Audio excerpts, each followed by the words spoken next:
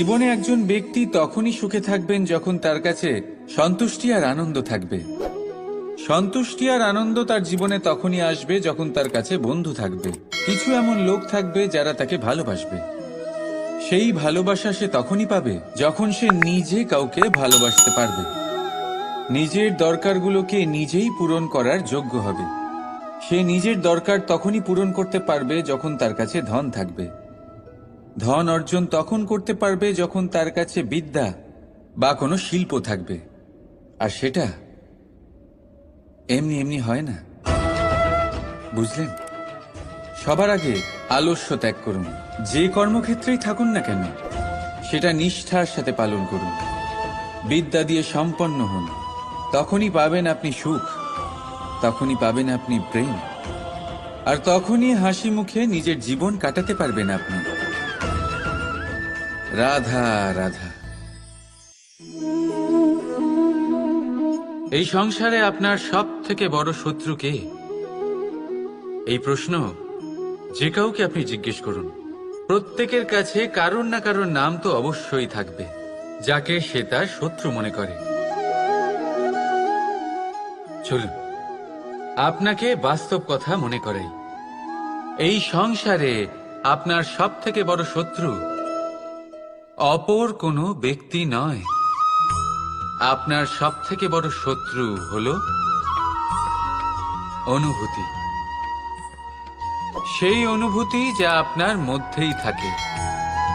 সেই অনুভূতি আপনাকে নষ্ট করতে পারে, আপনাকে দুঃখী করতে পারে। অনুভূতি যেমন অহংকার, লোভ, ক্রোধ আর মোহ আপনার পতনের কারণ হতে পারে। অহংকার অন্য কাউকে তুচ্ছ ভাবতে বাধ্য করে দেয়। মোহ আপনাকে ব্যাকুল করে তোলে। লোভ আপনার কামনা বাড়িয়ে তোলে। আর ক্রোধ, যেটার আগুন সর্বপ্রথম আপনাকেই পুড়িয়ে ফেলে। এবার যেমন আমরা অন্য কোনো শত্রুর জন্য ভাবি, এই শত্রুর জন্য কি করব, কিভাবে এই শত্রুকে পরাজিত করা যায়, কিভাবে একে পরাস্ত করা যায়, এই অনুভূতি কিভাবে একে পরাজিত করা যায়, যেহেতু এটা আপনার ভেতরেই আছে। আছে কোনো অস্ত্র? অবশ্যই আছে। আর এই অস্ত্রের নাম হলো সন্তুষ্টি।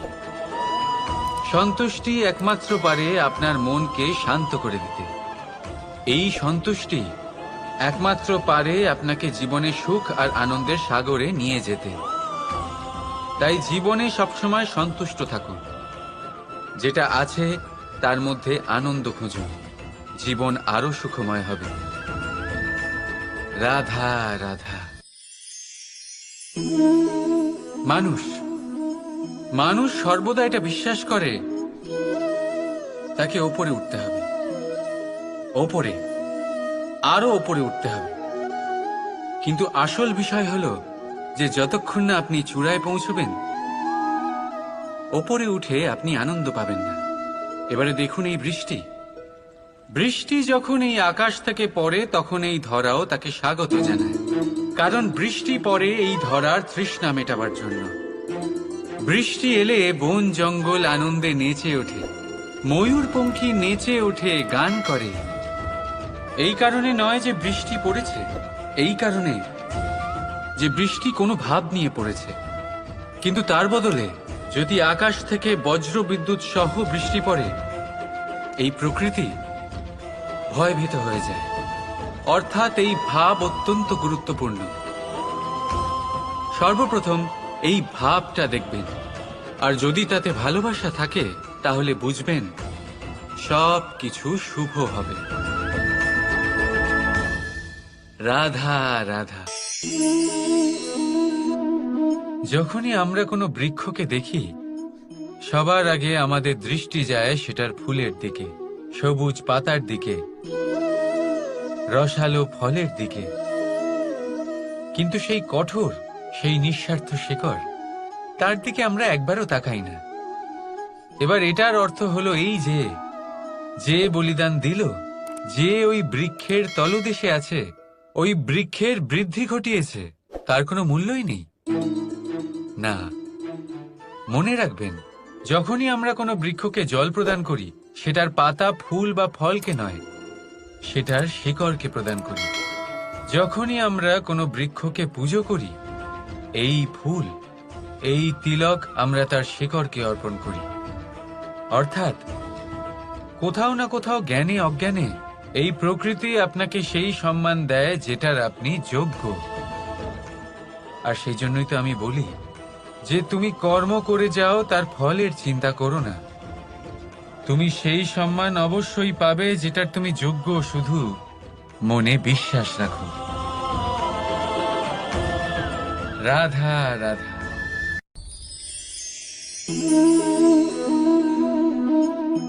ছোটবেলায় একটা জিনিস আমি কখনো বুঝে উঠতে পারিনি।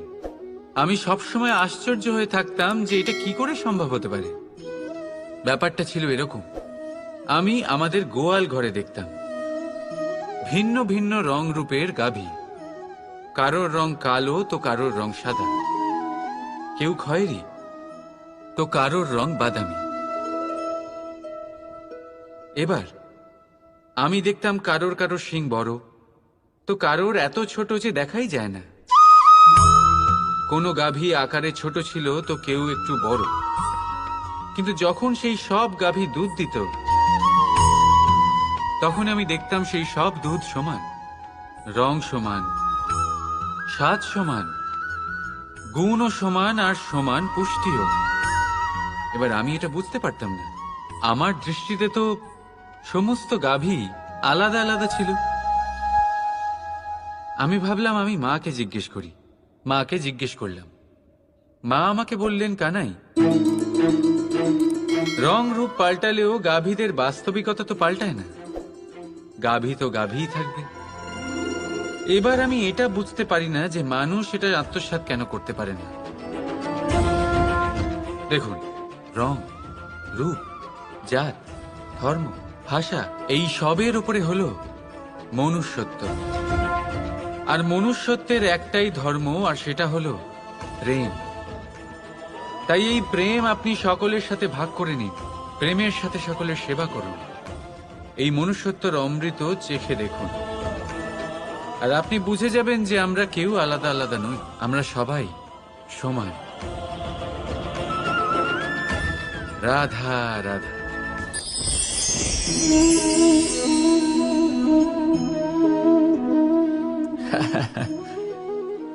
এইমাত্র আমার মনে একটা কথা এলো যে আপনিও কি এটা ভাবেন যে এটা কেন হয়? ঈশ্বর আমাদের দুটো চোখ দিয়েছেন, দুটো কান দিয়েছেন, দুটো হাত দিয়েছেন, কিন্তু মুখ দিয়েছেন শুধু একটাই, জিভ শুধু একটাই দিয়েছেন। এরকম কেন? কি কারণ থাকতে পারে এর পেছনে? কারণ আছে। কারণ এটাই যে ঈশ্বর চান যে আমরা সবাই দেখি অধিক, শুনি অধিক, কাজ অধিক করি, কিন্তু বলি কম। এবার যদি আপনি ভালো করে ভাবেন, তাহলে এখানেও আমাদের জিভ খুব নরম বানানো হয়েছে, যাতে এই কঠোর দাঁতের মাঝে খুব সহজে এটা থাকতে পারে। এবার এটার পেছনেও কোনো কারণ আছে। আমাদের শব্দ আর আমাদের ভাষা এরকমই নম্র আর সহজ হওয়া উচিত। তাই মনে রাখবেন, যদি এই মুখ থেকে কঠিন শব্দ বের হয়, তাহলে তার পরিণামও কঠিনই হবে। এরকম নম্র, এরকম সহজ আর এরকম মিষ্টি কথার সাথেই আসুন আমরা সবাই বলে উঠি, রাধা রাধা। দেখতে গেলে এই সংসার বড়ই সুন্দর, কিন্তু আসল সত্যি এটাই যে সংসারে সবকিছু নশ্বর। যেটা কাল ছিল তা আজ নেই, যা আজ আছে তা কাল ছিল না, আর যা আজ আছে তা কালও থাকবে না। প্রত্যেক মানুষকেই যথাসময়ে কালের কাছে মাথা নত করতে হয়। এই রূপের বিনাশ করে বার্ধক্য, প্রাণের বিনাশ করে মৃত্যু, আলস্য, ঈর্ষা ধর্মের বিনাশ করে, আর ক্রোধ, ক্রোধ বিনাশ করে সম্পর্কের। কিন্তু এরকম একটা অনুভূতি আছে যা একাই সমস্ত গুণ বিনাশ করতে সক্ষম হয়, আর সেটা হলো অহংকার। তাই জ্ঞানকে নিজের কাছে আসতে দিন, কিন্তু অহংকারকে কখনোই নয়। কারণ যদি এই অহংকার আপনার কাছে চলে আসে, তাহলে জীবনে যা কিছু আপনি অর্জন করেছেন, তা সে গুণ হোক বা হোক ধন, সে বন্ধু হোক বা হোক আনন্দ, সবকিছু শেষ হয়ে যাবে। রাধা রাধা। আসুন আপনাকে একটা প্রশ্ন করছি, সোনা আর লোহার মধ্যে তফাৎ কি? এবার বেশিরভাগ লোকের উত্তর এটাই হবে যে সোনা বহুমূল্য, সোনার মূল্য লোহার থেকে অনেক বেশি। এটা ঠিক, কিন্তু আমাদের এটা ভোলা ঠিক হবে না যে সোনা আমাদের সাজগোজের কাজে লাগে, আমাদের আরো বেশি সুন্দর দেখায়। অন্যদিকে লোহা সেই সৈনিকদের ঢাল ও তলোয়ার হয়ে তাদের রক্ষা করে যারা আমাদের প্রাণকে রক্ষা করেন। এই সৈনিক না থাকলে আমাদের প্রাণও থাকবে না। এবারে বলুন, সোনার মূল্য বেশি হওয়াতে কি লোহার মূল্য কমে যায়? কখনোই নয়। ঠিক সেইভাবে এই জীবনে আপনি যতই চেষ্টা করুন, কিছু না কিছু এমন থেকে যাবে যা আপনি কখনোই পাবেন না। আর সেই কারণে নিজেকে অক্ষম মনে করা অনুচিত। হতে পারে আপনার কাছে সেই গুণ আছে যেটা সংসারে আর কারোর কাছে নেই। সেই গুণটাকে চিনুন, সেটাকে বাড়ান আর সেটাকে ব্যবহার করুন। তাই মনে রাখবেন, সংসারে প্রত্যেকটা ব্যক্তি বিশেষ হয়, আর এই সংসারে সবাই সবকিছু পায় না। নিজেই দেখে নিন, সোনাকে যে দোকানে সাজিয়ে রাখা হয়, সেই দোকানের তালা লোহা দিয়ে তৈরি হয়। রাধা রাধা। এই সংসারে 3 ধরনের আবেগ অত্যন্ত গুরুত্বপূর্ণ, যা প্রত্যেক মানুষের জীবনে থাকে। প্রথমটা হলো আনন্দ, যা আমরা সবাই লাভ করতে চাই। দ্বিতীয় হলো ক্রোধ, এটা তখনই আসে যখন আমরা আমাদের উপর নিয়ন্ত্রণ হারাই বা কোনো পরিস্থিতি আমাদের প্রতিকূল হয়ে থাকে। তৃতীয় হলো দুঃখ, এই দুঃখ তখনই আসে যখন কোনো একটা পরিস্থিতি আমাদের মনের মতো হয় না, বা আমাদের প্রিয়জন আমাদের বুঝতে পারেন না, আমরা অমূল্য কিছু হারিয়ে ফেলি, তখন এই দুঃখ আমাদের হৃদয়ে আশ্রয় নেয়। এই 3 আবেগ হলো এমন যে আমাদের জীবনে আসতে এবং যেতে থাকবে। কিন্তু এই 3টি আবেগের বিষয়ে কোন কথাটা মনে রাখতে হবে সেটা শুনুন। যখনই আপনি আনন্দে থাকবেন, প্রতিশ্রুতি দেবেন না, কারণ যখন মানুষ আনন্দে থাকেন তখন তিনি নিজের বিবেক বোধ হারিয়ে ফেলেন। দ্বিতীয়ত, যখনই আপনি ক্রুদ্ধ হবেন, উত্তর দেবেন না, কারণ ক্রোধের বশে যে উত্তরই দেবেন সেটা শুভ হবে না। তৃতীয়ত, যখনই আপনি দুঃখী থাকবেন, কোনো সিদ্ধান্ত নেবেন না, তখন নিজের মনের ওপর, নিজের কর্মের ওপর, নিজের ওপর নিয়ন্ত্রণ রাখতে চেষ্টা করুন। যদি এই 3টি আবেগের ক্ষেত্রে এই জিনিসগুলো মনে রাখেন, তাহলে জীবনে কখনো আক্ষেপ করবেন না। আসুন আমার সাথে ভালোবেসে বলুন, রাধা রাধা।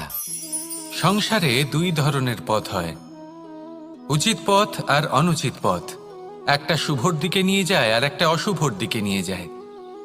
অনেক সময় অজ্ঞানতাবশত জীবনে আমরা সেই পথ নির্বাচন করে নিই যা আসলে অনুচিত, তারপর নিজেকে আশ্বস্তও করে ফেলি যে এই পথেই চলতে হবে, এখান থেকে ফেরার পথ নেই। কিন্তু যদি সত্যি বলি, তাহলে এটা শুধুই আপনার ভ্রম। আপনার মধ্যে শুধুমাত্র একটু দৃঢ়তার অভাব আছে, তা জাগ্রত করুন আর বাড়িয়ে তুলুন। আপনি দেখবেন এই সংসারে এমন কোনো পথ নেই যেখান থেকে ফিরে আসা সম্ভব নয়, এমন কোনো মানসিকতা নেই যা বদলানো সম্ভব নয়। যদি আজ এই মুহূর্তে আপনার মনে হয়ে থাকে যে আপনি কোনো অনুচিত পথে আছেন আর আপনি কোনো শুভ পথে যেতে চান, তাহলে ওখান থেকে ঘুরুন আর ফিরে আসুন, আবার সেই মোড়ে ফিরে আসুন আর সেই পথ নির্বাচন করুন যা আপনার জন্য শুভ। একটু সময় অবশ্যই লাগবে, কিন্তু নিশ্চিত রূপে আপনার উদ্দেশ্য এবং আপনার গন্তব্য এই 2 অনেক শ্রেষ্ঠ হয়ে উঠবে। তাহলে আসুন আর আমার সাথে ভালোবেসে বলুন, রাধা রাধা।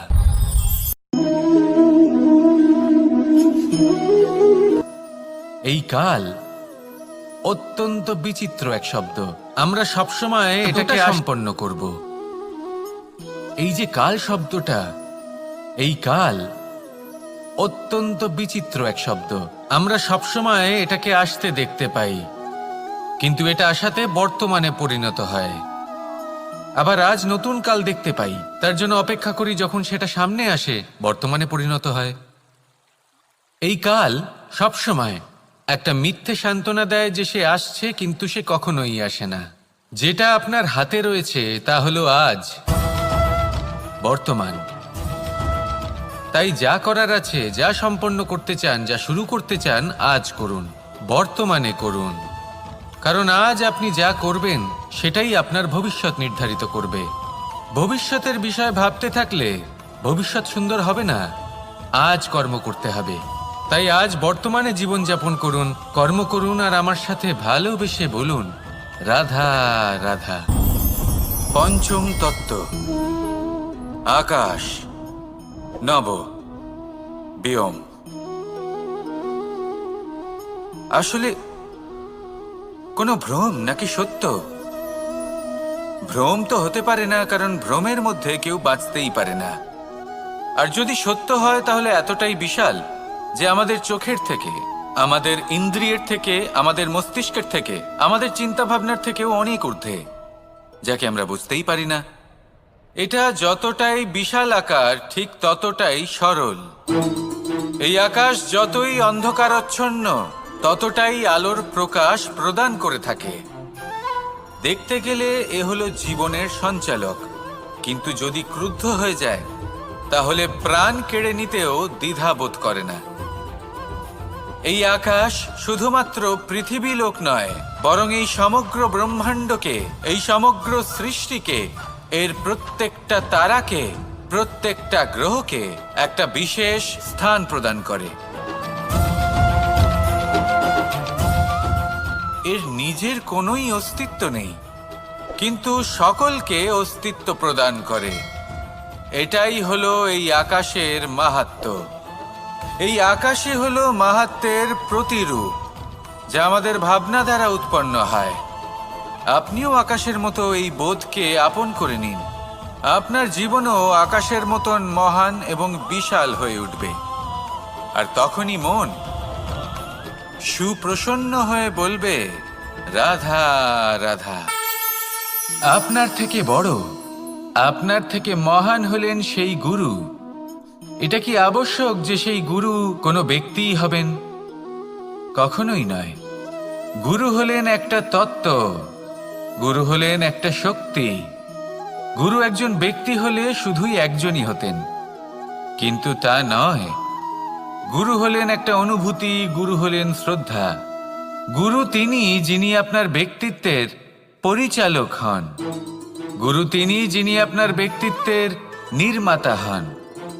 আপনি কখন, কোথায়, কোন স্থানে, কি রূপে গুরু লাভ করবেন আর কি শিক্ষা লাভ করবেন তা নির্ভর করছে আপনার মানসিকতার উপর, যে আপনি সকলকে কিভাবে আপন করে নিতে পারেন।